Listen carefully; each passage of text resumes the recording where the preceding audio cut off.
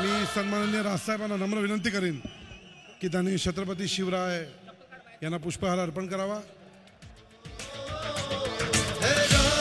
छत्रपती शिवाजी महाराज की। परमपूज्य बाबासाहेब आंबेडकर यांना देखील पुष्पहार अर्पण करावा। क्रांतिज्योती सावित्रीबाई फुले आणि प्रबोधनकार ठाकरे यांना देखील पुष्पहार अर्पण करावा।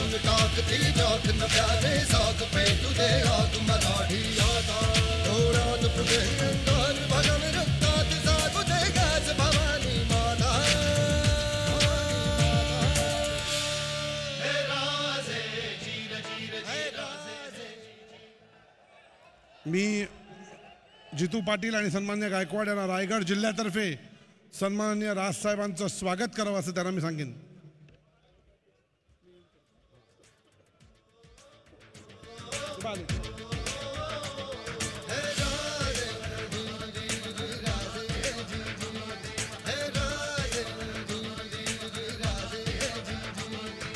महाराष्ट्र नवनिर्माण सेनेचा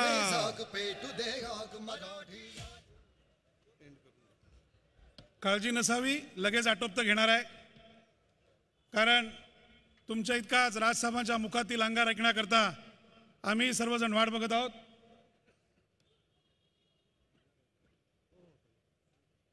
सन्माननीय राजसाहेबांना विनंती करतो की त्यांनी समोर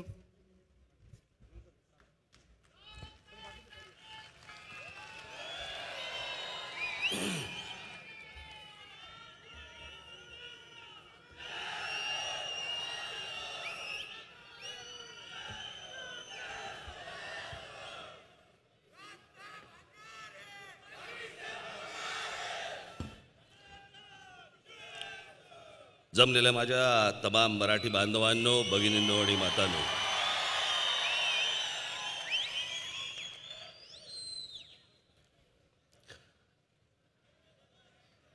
आज महाडला ही माझ्या पहिल्या टप्प्यातली शेवटची सभा। आता इथून मुंबईवरनं पुढे अजून 4 सभा।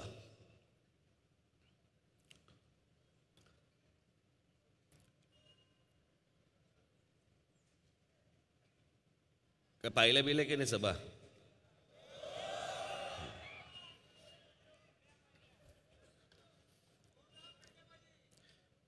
काही आता त्याच्या ज्या काही क्लिप्स मी दाखवतो इथे व्हिडिओमध्ये वगैरे, काही क्लिप्स मी मुद्दामून त्या सगळ्या सभांसाठी ठेवल्यात।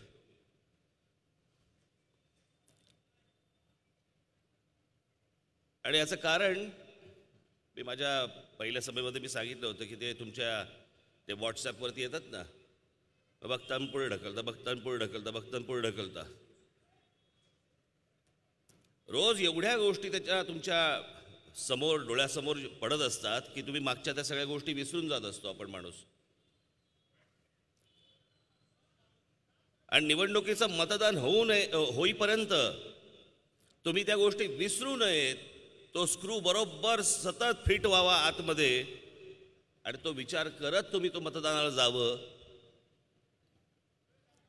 पण मी काही गोष्टी या तुम्हाला सतत सातत्याने दाखवत असतो। काही नवीन गोष्टी असतात, काही नवीन गोष्टी मिळतात।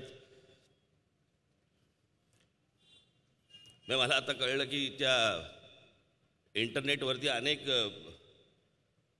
त्या मोदींचे भक्त नमो रुग्ण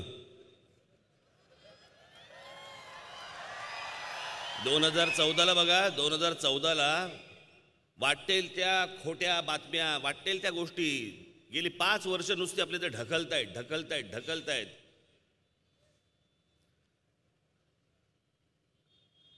आणि आता मी सगळ्या गोष्टी उघड करायला लागल्यानंतर आता त्या इंटरनेटवरच्या गोष्टी सतत बसून काढतायत की ह्यांच्या हाताला लागू नयेत। पण यांना काय माहिती,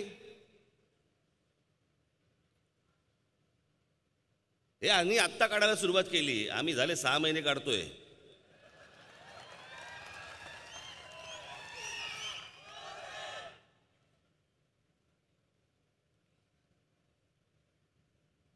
या लोकांना कशा प्रकारे उघडं केलं पाहिजे याचा विचार हा काय कालपरवाचा नाही आहे।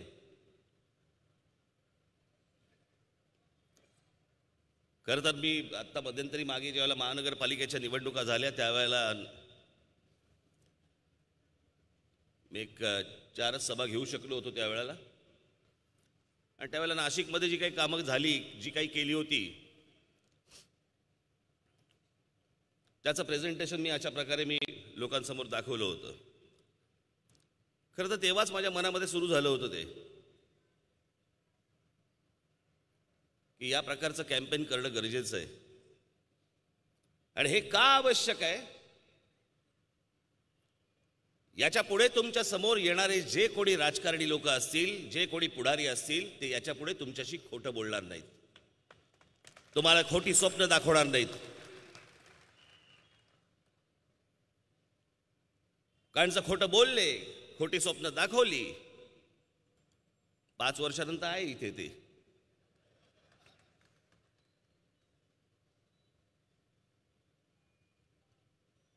हे नरेंद्र मोदी आणि हे बाकी मंडळी सगळी यांना कळलं नाही त्यावेळेला की आपण जे काय बोलतोय हे रेकॉर्ड होतंय, हे त्या इंटरनेटवर मध्ये सापडलं जातंय. त्यांना असं वाटलं की त्यावेळेला आपण बोलून गेलो, आता कोण लक्षात ठेवतोय, आम्ही आहोत ना.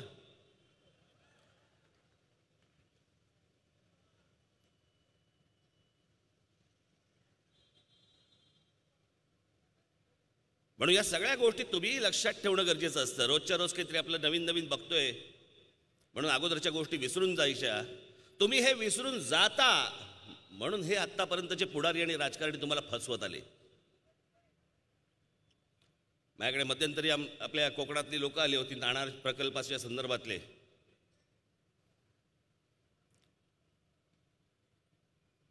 आणि मला त्यांनी आले, मला पेढे बिडे दिले. मला बोलले की नाही, सरकारने सांगितलं की आता नाणार प्रकल्प रद्द होणार. मी म्हटलं होणार असेल तर आनंदाची गोष्ट आहे, पण बेसावध राहू नका, यांच्यावरती विश्वास ठेवू नका. हे आज निवडणुकीच्या तोंडावरती तुम्हाला सांगतील की हे आम्ही रद्द केलं, उद्या निवडणुका झाल्यानंतर पुन्हा तोच प्रकल्प पुढे रेटण्याचा प्रयत्न करतील. अहो, हे दोन्ही पक्ष जर बघितले ना आता यांच्या युतीमधले, हे आता 2 महिन्यापूर्वीपर्यंत काय एकमेकांबद्दल बोलत होते ते तर आठवून बघा.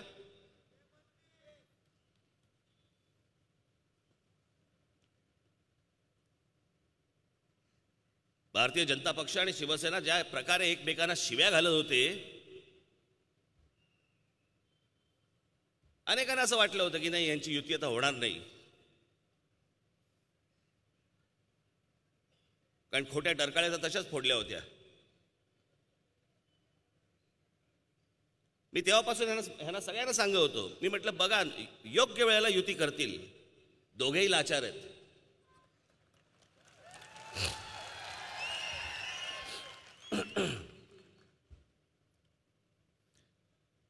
हे सत्तेसाठी आणि पैशासाठी म्हणून हे तुमचा विचार नाही करणार. जिकडे सत्ता, जिकडे पैसा, या गोष्टींसाठी कोण काय बोललंय, तुमच्याशी काय बोलून ठेवलंय, या लोकांना काही देणं घेणं नाही या गोष्टींशी.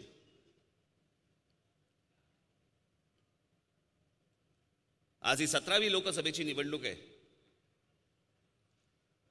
हा आमचा कोकण आज 17वी लोकसभेची निवडणूक बघतोय.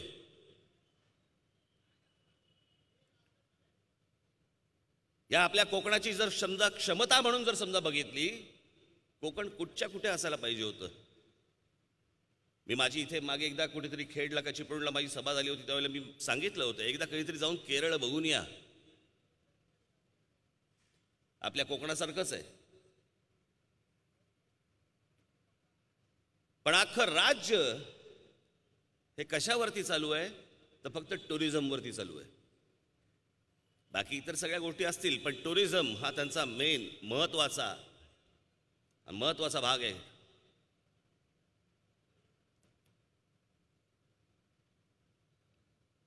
आणि जर समजा तुम्ही केरळ याच्या बरोबर जर समजा कोकणाची बरोबरी करायची ठरवली, तर कोकण कुठच्या कुठे आहे, खूप पुढे आहे.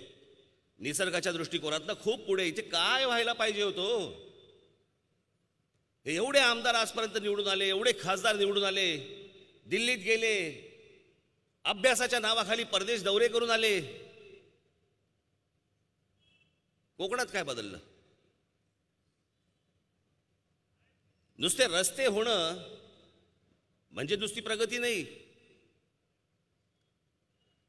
आज जग कुठच्या कुठे गेलेलं आहे. मी तुम्हाला खरं सांगतो, जर कोकणाचा नीट विकास जर समजा परदेशी पद्धतीने जर नीट केला तर हे फक्त कोकण हे आपले 3 जिल्हे हे महाराष्ट्र जगवू शकतं.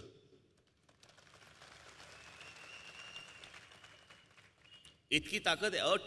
बाजूचा आपला गोवा नुसता बघा. एवढ्याशा गोव्यामध्ये जे आज जी क्षमता, जे पोटेन्शियल आहे ते आमच्या कोकणात नाही. कोकणात तर सगळं आहे. आमची सह्याद्री पर्वतरांग आहे, ज्याला जैवविविधता म्हणतो आपण. ॲमेझॉनच्या खोऱ्यानंतर सह्याद्रीची रेंज येते, सह्याद्रीची रांग येते, पण त्याच्याकडे बघायला कोणाला वेळ नाही आहे. आम्ही जगभरातली माणसं आमच्या कोकणामध्ये आणू शकत नाही आहोत. आमच्या नेत्यांना काही नाहीच आहे, बघणंच नाही आहे त्यांच्याकडे. स्वतःच्या आयुष्यामध्ये आणि स्वतःच्या परिवारामध्ये आणि इतक्या सगळ्या गोष्टींमध्ये नुसते स्वतःच गुरफटून गेलेले असतात. तुमच्याकडे कुठून बघतील?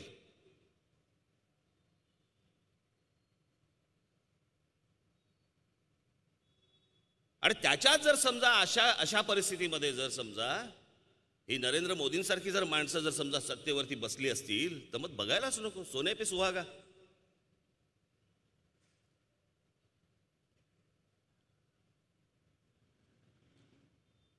जर इतकं धादांत खोटं बोलणारा माणूस जर देशाच्या प्रमुखपदी बसत असेल तर बाकी तर आनंदच आहे.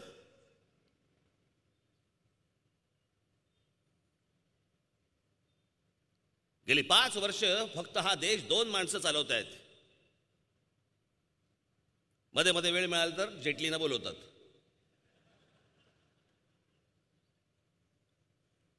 दोन माणसं.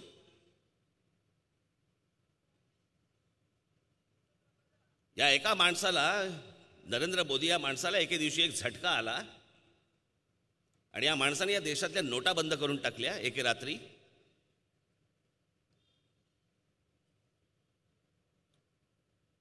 केवढी स्वप्न दाखवली होती या माणसाने. मी सत्तेत आल्यानंतर या गोष्टी करीन, त्या गोष्टी करीन, त्या गोष्टी करीन. आल्यावरती नुसत्या फक्त काँग्रेसच्या योजनांची नावं बदलली आणि तुमच्यासमोर धडा धडा धडा धडा फेकली. धडा धडा फेकली. काय झालं त्या मेक इन इंडियाचं?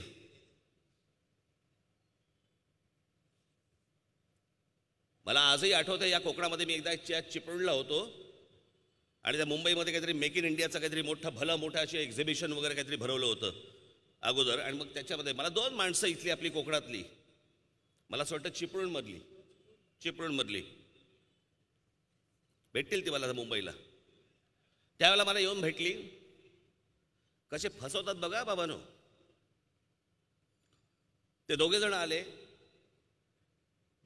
आणि या महाराष्ट्र राज्यातल्या सगळ्या अधिकाऱ्यांवरती या सरकारने सगळी जबाबदारी टाकल्या होत्या. जा पकडून आणा एकेकाला. आणि मग सगळेजण फिरले. मग एक जण होते, त्यांचं मला असं वाटतं काहीतरी भंगारचं का काहीतरी कसलं तरी दुकान होतं आणि एकाची काहीतरी बेकरी होती. काजू फॅक्टरी का काहीतरी होतं. आणि मग सगळे अधिकारी गेले, त्यांना विचारलं की हे सगळं मेक इन इंडिया वगैरे सगळं चालू आहे, तुम्हाला किती पैसे पाहिजेत बोला. तर ते बोलले काय पैसे नकोत आम्हाला. नाही सरकार देत आहे, तुम्हाला घ्यायचं आहे. तर बोले ठीक आहे म्हणा. मग आता काय, 1-2 कोटी रुपयाचं आम्हाला लोन मिळालं तर चालेल. दुसऱ्यांनी सांगितलं मला 3 कोटी रुपयाचं मला मिळालं तर चालेल.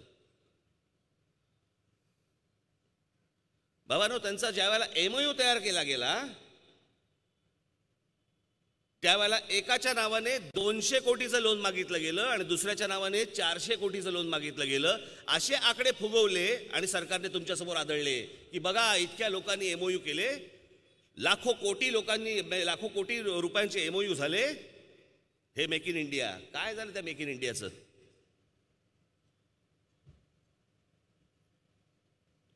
आज आमच्या एक महाराष्ट्रामधला एक मुलगा, एक वैमानिक, ज्याने स्वतःचं एक विमान बनवलं, त्याच्याकडे सरकार गेल्यामुळे त्यांनी ते मेक इन इंडियामध्ये ठेवलं. सरकारने वारे माप त्याला सगळ्या गोष्टी सांगितल्या. त्याचं नाव अमोल यादव. कुठे आहे फोटो, आहे का त्याचा अमोलचा? हा, अमोल यादव. टाळ्या वाजून काही उपयोग नाही आहे. सरकारने याला सांगितलं की आम्ही तुला इतकी जमीन देतो पालघरच्या ठिकाणी आणि 35,000 कोटी रुपये तुझ्या या प्लांटसाठी लावतो आम्ही.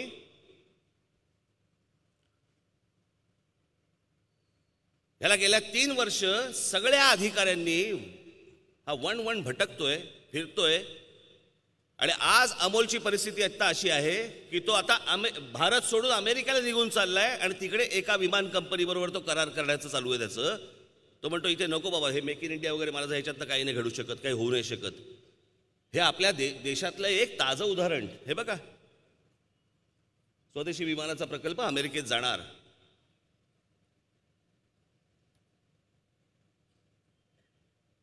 या देशातल्या मुलांना, तरुणांना, तरुणींना स्वप्न दाखवली की तुम्ही नवा उद्योग सुरू करा, तुम्हाला पैसे मिळतील.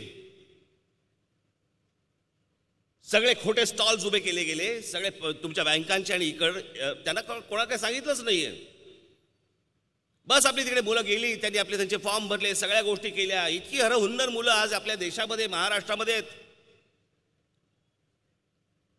काय सांगून गेली असतील आपल्या आई वडिलांना की आमच्या पंतप्रधानांनी एक योजना आणलेली आहे, मी गेले अनेक वर्ष जे स्वप्न बघत होतो आता ते पूर्ण होणार, मी मोठा होणार किंवा मी मोठी होणार, मी तुम्हाला सांभाळणार याच्या पुढे.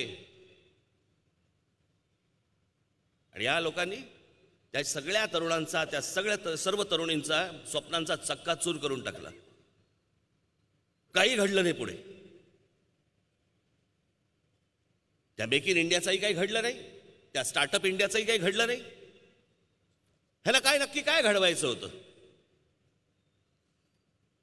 या नरेंद्र मोदी आणि अमित शहाना नक्की काय घडवायचं काय होतं? कशासाठी नोटबंदी केली तुम्ही? सांगितलं बारे माप की या देशातला काळा पैसा आम्हाला बाहेर काढायचा आहे. काळा पैसा बाहेर काढायचा तुमच्याकडे भारतीय जनता पक्षाकडे आता निवडणूक लढवण्यासाठी काळा पैसा आलाय कुठून ते पहिले सांगा आम्हाला. आज देशभरामध्ये वारे माप हजारो कोटी रुपये वाटतायत, हजारो कोटी रुपये. भाजपकडे पैसे आले कुठून?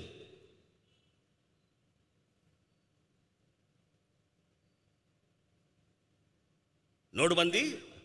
आज सगळेजण सांगतायत, सगळ्या संस्था सांगतायत नोटबंदी फसली, आणि खरंच फसली. ज्या दिवशी नोटबंदी झाली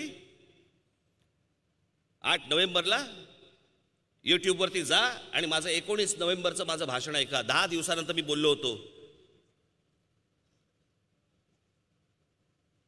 की ही जर नोटबंदी फसली तर हा देश खड्ड्यात गेला म्हणून समजा.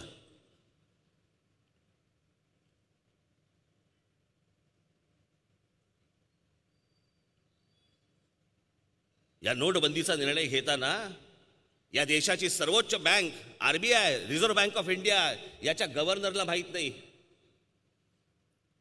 आमच्या देशाच्या मंत्रिमंडळाला माहीत नाही, आमच्या देशाच्या फायनान्स मिनिस्टरला माहिती नाहीये. आमच्या पंतप्रधानाला एक झटका आला आणि त्यांनी रात्रीच बंद करून टाकल्या नोटा.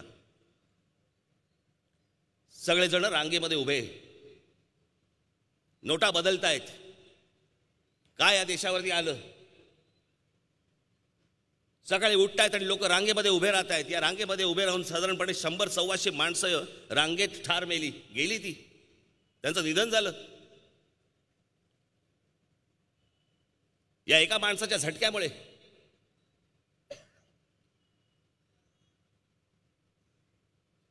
शहरांमध्ये ती ATMची मशीन्स असतात. नव्या नोटा आणल्या, त्या नव्या नोटा त्या ATM मध्ये जाईनात, त्याच्यामुळे ATMची मशीन्स बदलायला लागली. त्याच्यावरती काही हजार कोटी रुपये खर्च. पण नोटा बंद केल्यानंतर ती ATM मशीन बदलायला घेतली. हा सगळा एक्सरसाइज तुम्हाला अगोदर करता येत नव्हता, कारण ह्याचा हेतूच वेगळा होता.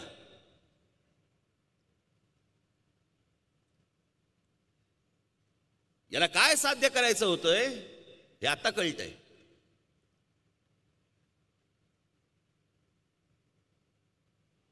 आता RBIने सांगितलंय, आता रिझर्व्ह बँक ऑफ इंडियाने आता सांगितलंय की 2014 2014 नाही, माफ करा, त्यांनी सांगितलं नोटबंदीच्या अगोदर जेवढी कॅश भारतामध्ये फिरत होती त्याच्यापेक्षा दुप्पट तिप्पट कॅश आत्ता भारतामध्ये फिरतीये. आली कुठून कॅश? ही आली या निवडणुकांमधनं. गुजरात निवडणूक, कर्नाटक निवडणूक, मध्य प्रदेश निवडणूक, राजस्थान निवडणूक, याच्या निवडणुका झाल्या. याच्यामधनं जी पैसे बाहेर आले ती सगळी कॅश आता बाहेर फिरतीये. मग हे पैसे आले कुठून या पक्षाकडे?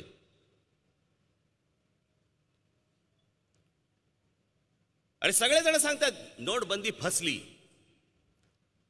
99.3% पैसे परत आले आरबीआयला. मग तुमच्या हाताला काय लागलं? तुम्हाला कशासाठी पाहिजे होतं? आणि त्यावेळेला मोठ्या अगदी चढ्या आवाजामध्ये आमचे पंतप्रधान सांगत होते, ऐका तुम्ही काय सांगत होते. भाइयों बहनों, मैंने सिर्फ देश से 50 दिन मांगे हैं, 50 दिन. 30 दिसंबर तक मुझे मौका दीजिए मेरे भाइयों बहनों. अगर 30 दिसंबर के बाद कोई मेरी कमी रह जाए, कोई मेरी गलती निकल जाए, कोई मेरा गलत इरादा निकल जाए, आप जिस चौराहे में मुझे खड़ा करेंगे मैं खड़ा होकर के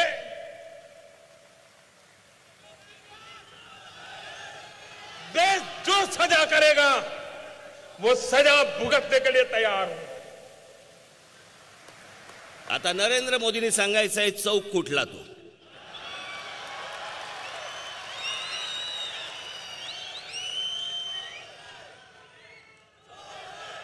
देशाची हालत करून ठेवली या माणसाने. आणि इथे नोटा बंद केल्या आणि त्या रात्री हा माणूस जपानला गेला आणि तिकडे जपानमध्ये तिथे जे कोणी भारतीय लोक होते त्यांच्या समोर, त्यांचं आता मी आणलेलं नाही ते भाषण, पण त्यांच्या समोर या माणसाने तिथे जपानमध्ये भाषण केलं. कशी वाट लावून आलोय या भारताची.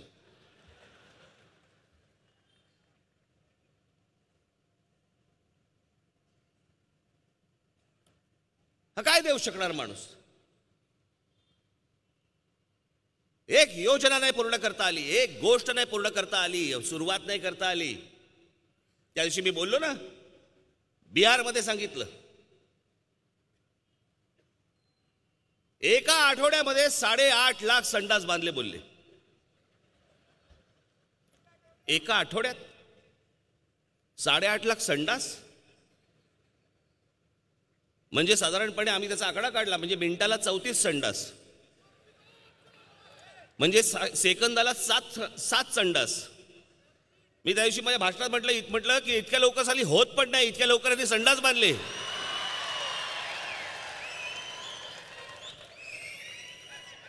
काय खोटं बोलायला काय मर्यादा? वाटेल ते माणूस बोलतो, वाटेल ते. गेले 5 वर्ष दिसला माईक की आपलं काय वाटेल ते बोलायला सुरुवात करतो. आणि काय सुरुवात करायची? मग नेहरूंना शिव्या घालायला सुरुवात करायची, मग इंदिरा गांधींना शिव्या घालायला सुरुवात करायची. 60 वर्षांमध्ये यांनी काहीच केलं नाही. अरे 60 वर्षात त्यांनी जर समजा काही केलं नसतं, हा मोबाईल फोन, ही सगळी टेक्नॉलॉजी, हे इंटरनेट, हे व्हॉट्सॲप जर त्यांच्या काळात आलं नसतं, मोदी तुम्हाला खोटा प्रचार कुठून करता आला असता?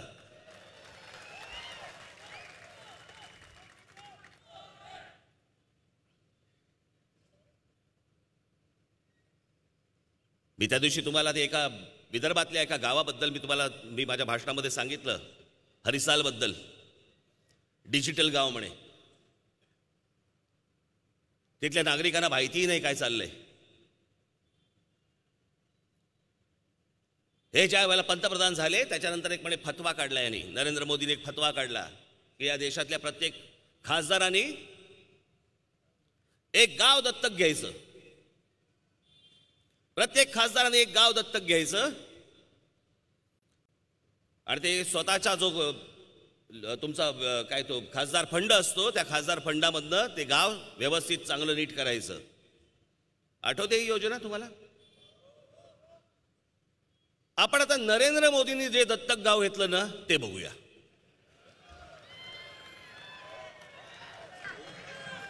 हमारे गांव के प्रधानमंत्री नरेंद्र मोदी 5 मार्च को गोद लिए थे. मैंने सोचा कि अब यहाँ पर सारा काम हो जाएगा, मगर यहाँ पर कुछ कार्य नहीं हुआ। और वो बोले थे कि 21 बिंदुओं पर काम होगा, मगर एक बिंदु पर काम नहीं हुआ। हमारे गांव में समस्या सारे हैं, जैसे कि नाले की आवश्यकता है और कुएं के पानी प्रदूषित है, और यहाँ पर पंचायत भवन नहीं है, इंटरमीडिएट कॉलेज नहीं है, और फील्ड का सुंदरीकरण के लिए बोले थे, एटीएम के लिए बोले थे, और पंचायत घर के लिए बोले थे, मगर किसी बिंदुओं पर काम नहीं हुआ। इसलिए हमारे गांव के सारे लोग नाराज हैं।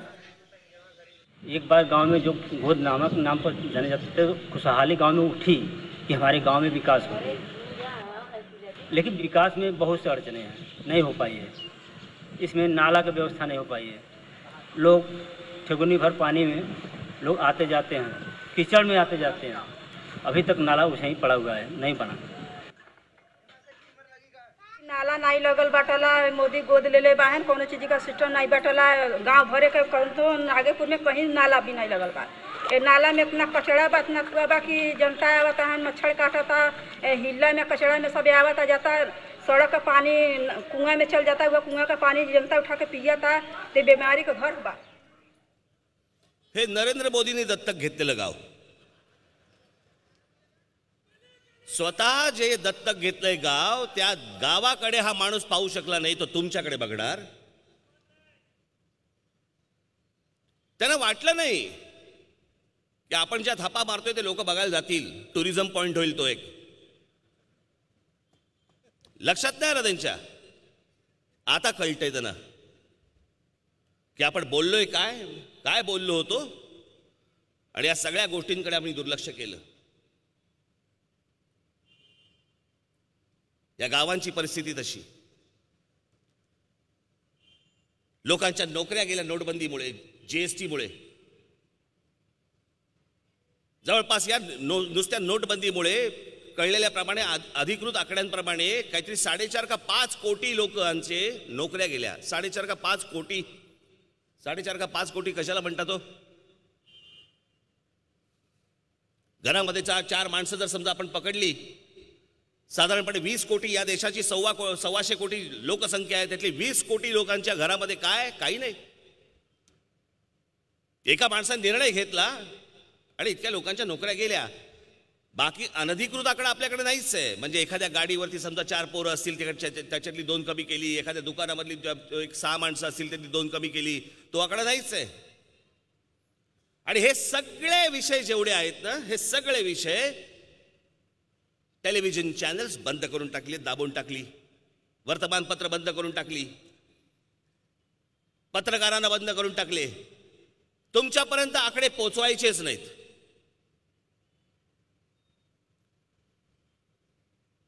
मी काल एक तो जो रिपोर्ट दिला परवा कुठच्यातरी माझ्या भाषणामध्ये, या देशातल्या बलात्कारांच्या संख्येचा रिपोर्ट दिला। 2014, 2015, 2016 या 3 वर्षांचे बलात्काराचे आकडे वाढत गेलेले आहेत। 2016चा साधारणपणे आकडा हा काहीतरी 37,000 का काहीतरी असे बलात्कार या देशामध्ये झाले। 37,000।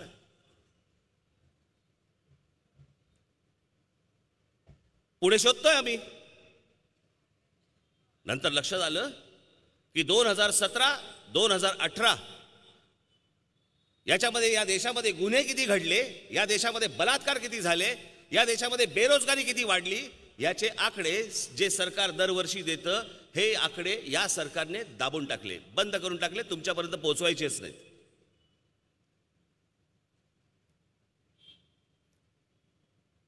तुमच्यापर्यंत पोहोचवायचेच नाहीत। ही पद्धत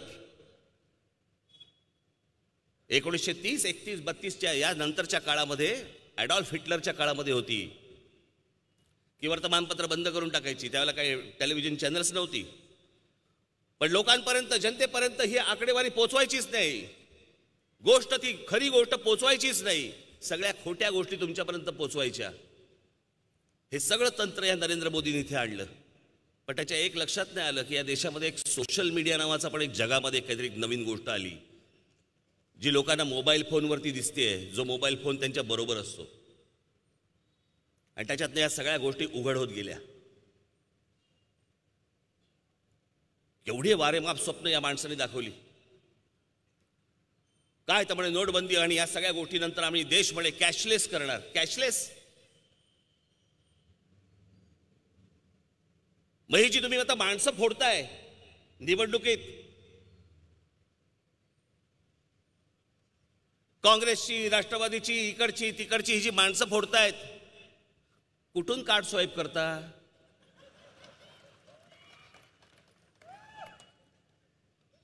एकदा दाखवा तरी आम्हाला कार्ड स्वाईप कसं करतात आणि कुठे करतात.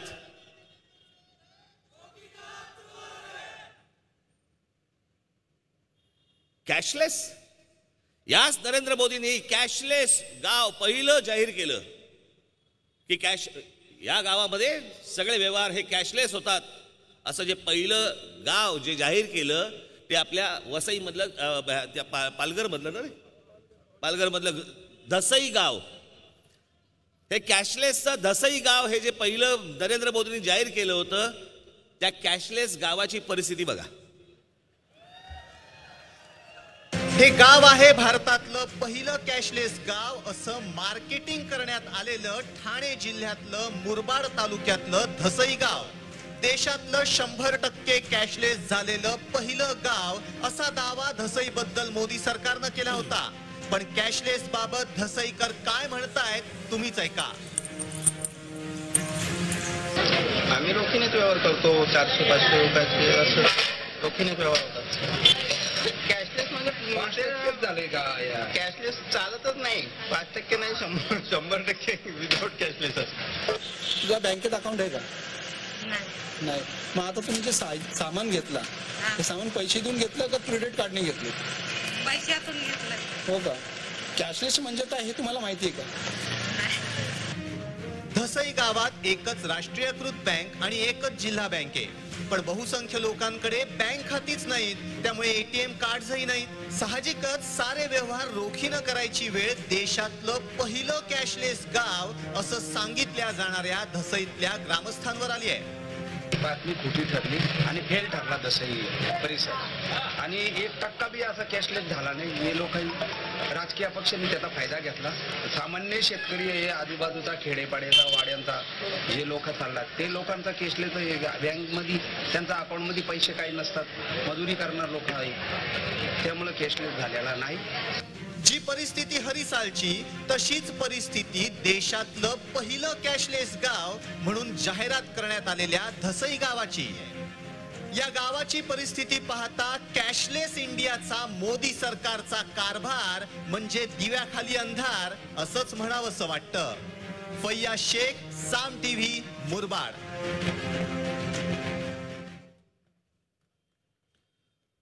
नरेंद्र मोदींची 5 वर्ष कशात मोजायची जरा मला सांगा. अशी कोणती गोष्ट सांगायची मला जरा सांगा की ज्याच्यामध्ये नरेंद्र मोदींचं नाव घेता येईल.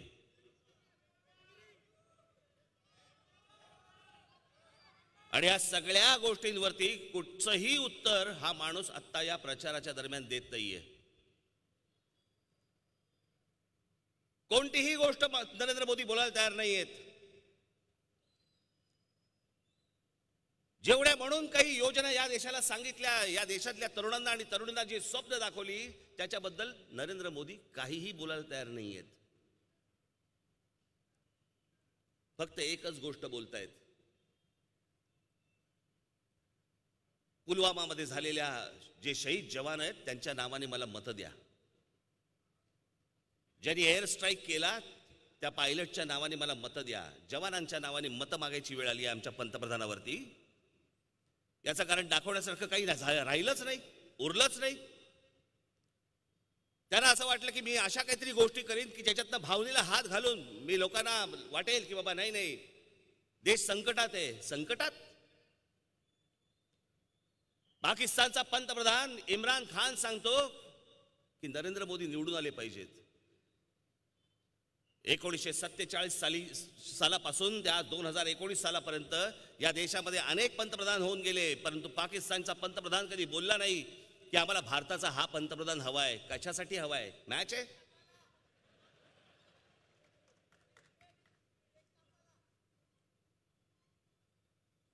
आज हा माणूस सांगतोय की जवानांच्या नावाने मला मत द्या म्हणून.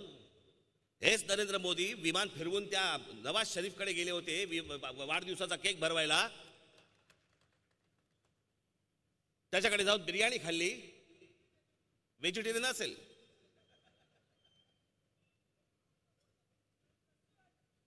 पण ते चित्र पाहताना, तो फोटो पाहताना, जे आमचे जवान अगोदर जे शहीद झाले असतील आणि त्याच्यानंतर जे होत असतील किंवा झाले, त्यांच्या परिवाराला काय वाटलं असेल? त्या जवानाची आई काय म्हणत असतील, त्याचे वडील काय म्हणत असतील? अरे रे रे रे रे, हे तर हातात हात घालून फिरतायत, माझं पोरगा हकनाक मेलं.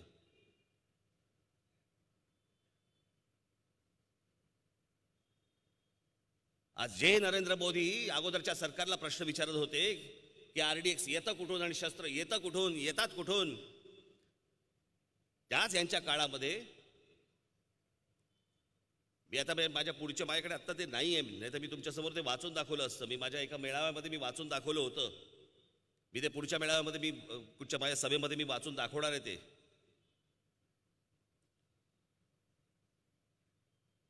की कशा कशा निवडणुका कशा समोर येतात आणि त्या निवडणुकांच्या अगोदर असल्या प्रकारच्या गोष्टी कशा कशा होतात.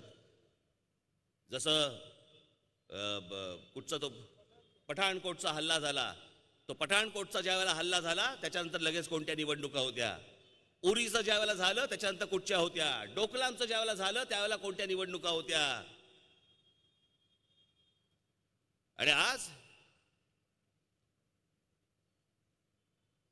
जे आता मध्यंतरी जे झालं पुलवामाला, या देशातल्या जे लोकसभेच्या निवडणुका आहे.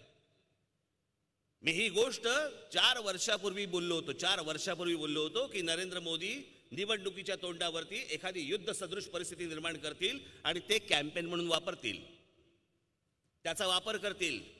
तशीच गोष्ट त्यांनी केली. आणि आज लोकांसमोर जाऊन आमच्या जवान शहीदांच्या नावाने, म्हणजे आता मध्यंतरी बघा त्यांनी एक भाषण करताना ते भाषण करतायत आणि आमच्या पुलवामामध्ये जे जवान शहीद झाले त्यांचे मागे फोटो लावलेत. मागे फोटो लावून हे बघा, आमच्या जवानांचे फोटो लावून भाषण करतायत.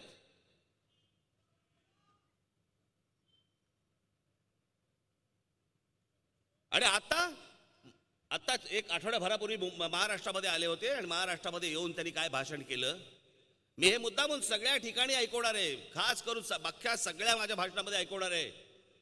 या 3 गोष्टी मी निश्चित ऐकवणार सगळ्यांना. मला कल्पना आहे की माझं समजा भाषण अजून रोज टेलिव्हिजनवरती बघत असतील, त्यांना ही पण गोष्ट सतत समजू दे, सतत तो स्क्रू जो आहे ना तो सतत फिट होऊ दे आतमध्ये. हे विसरताच कामा नये की आमचा पंतप्रधान काय करतोय.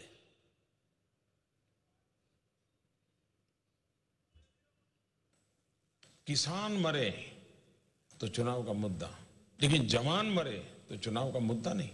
ये कैसे हो सकता है? या किसान मरे तो चुनाव का मुद्दा, लेकिन जवान मरे तो चुनाव का मुद्दा नहीं. ये कैसे हो सकता है? मैं आमचे जवान गेले, ज्या शेतकऱ्यांनी आत्महत्या केली तो निवडणुकीचा मुद्दा होतो आणि म्हणे आमचा जवान गेला तर त्याचा निवडणुकीचा मुद्दा बनवायचा नाही का? आमच्या पंतप्रधानाला शरम वाटत नाही? जे आमचे जवान गेले त्यांच्या नावाने आज मी राजकारण केलं तर फरक काय पडतो असा प्रश्न विचारतो माणूस.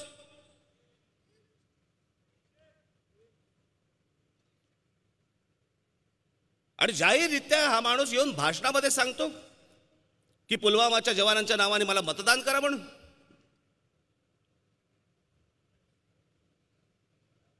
मैं आपसे कहना चाहता हूं मेरे देश के फर्स्ट टाइम वोटर को, आप भी संकल्प कीजिए कि पहला वोट आपका, जो आपके जीवन की ऐतिहासिक घड़ी है, आपके जीवन भर याद रहेगा कि पहला वोट कब डाला, कहां डाला, कौन सा चुनाव था, किसको डाला. ये जीवन भर याद रहने वाला है. हर किसी को पहली घटना याद रहती है. मैं जरा कहना चाहता हूं मेरे फर्स्ट टाइम वोटरों को, क्या आपका पहला वोट पाकिस्तान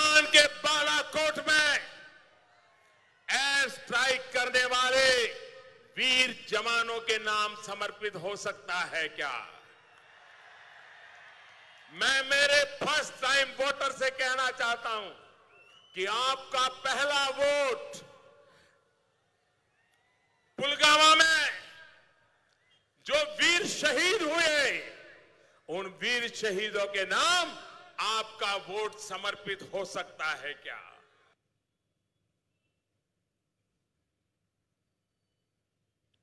बघितलं असं पंतप्रधान तुम्ही?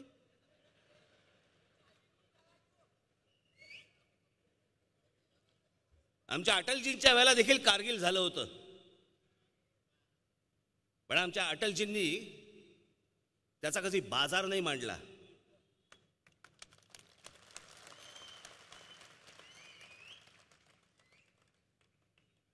आज आमच्या मेलेल्या जवानांचा हा माणूस निवडणुकीसाठी उपयोग करून घेतोय. याचं कारण तुम्हाला सांगण्यासारखं काही नाही, तुम्हाला दाखवण्यासारखं काही नाही. सगळ्या गोष्टींमध्ये हा माणूस नापास झालेला आहे. आणि म्हणून मी आज माझा कुठे उमेदवार उभा नाही, माझा पक्ष निवडणुकीमध्ये नाही, म्हणून मी तुम्हाला फक्त एवढंच सांगण्यासाठी आलेलो आहे, बाबांनो, ही दोन माणसं, नरेंद्र मोदी आणि अमित शाह, ही दोन माणसं पुन्हा राजकीय क्षितिजावरती दिसता कामा नयेत. आणि यांना मदत होईल अशा कोणत्या इतर दुसऱ्याही पक्षाला तुम्ही मदत करता कामा नये, कारण त्यांना मदत करणं म्हणजे ह्यांना संजीवनी देणं आहे.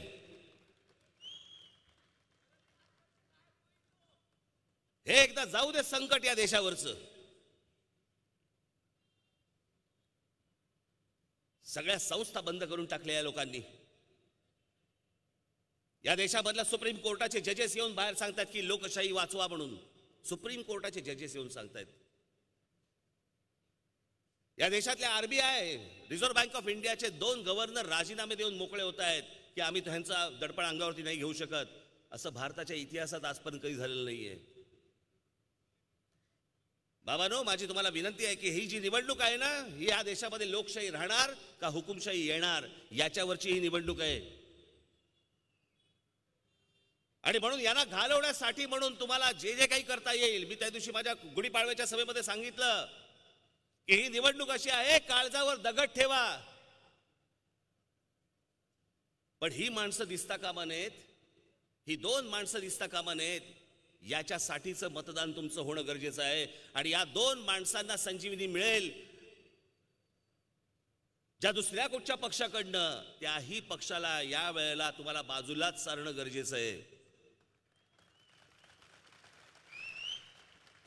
माझी ही महाराष्ट्राला विनंती आहे, या देशाला विनंती आहे की ही 2 माणसं गेली नंतर मग आहेच, या लोकशाहीमध्ये निवडणुका होतच राहतील. पण तुमच्यासाठी, तुमच्या कच्च्या बच्चांसाठी, या महाराष्ट्राच्या देशाच्या भविष्यासाठी तुम्हाला हा निर्णय घ्यावाच लागेल. आणि म्हणून मी तुम्हाला सांगतोय की ज्या वेळेला मतदानाला जाल त्यावेळेला या सगळ्या गोष्टी तुम्ही लक्षात ठेवा.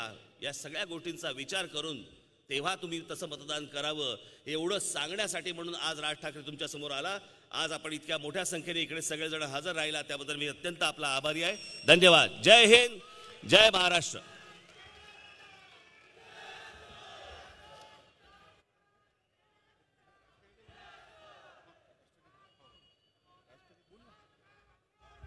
राष्ट्रगीत होईल आणि सभा संपेल.